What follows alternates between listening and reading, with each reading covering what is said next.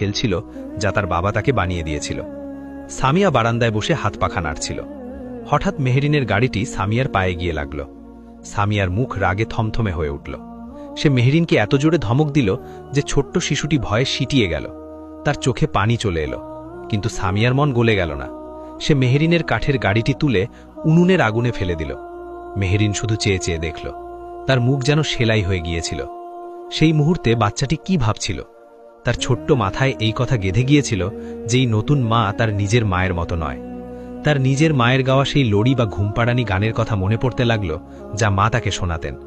মেহেরিনের মনে এক ভয়ের সৃষ্টি হল। সে এখন সামিয়ার সামনে আসতে ভয় পেত, কিন্তু সামিয়া যেন অত্যাচার করার বাহানা খুঁজত। সে মেহেরিনকে ঘরের ছোটখাটো কাজে লাগিয়ে দিল।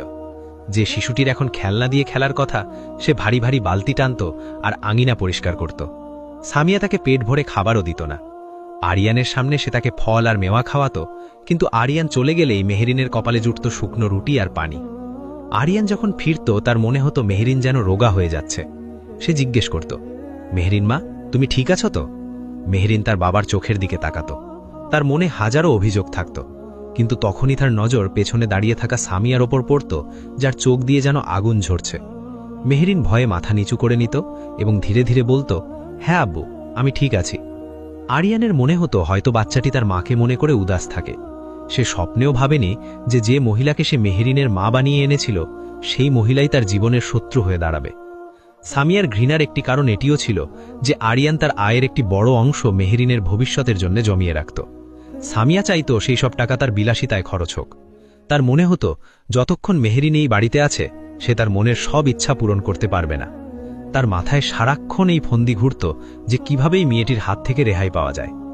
এক রাতে যখন পুরো গ্রাম গভীর ঘুমে মগ্ন, সামিয়া বিছানায় শুয়ে ছাদের দিকে তাকিয়েছিল। তার পাশেই আরিয়ান বেঘরে ঘুমোচ্ছিল। সামিয়ার মাথায় এক ভয়ঙ্কর পরিকল্পনা তৈরি হচ্ছিল।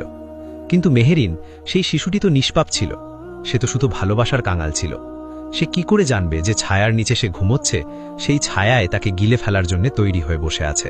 মেহেরিন প্রায় রাতে ঘুমানোর সময় তার মায়ের পুরনো ওড়নাটি বুকে জড়িয়ে ঘুমাত।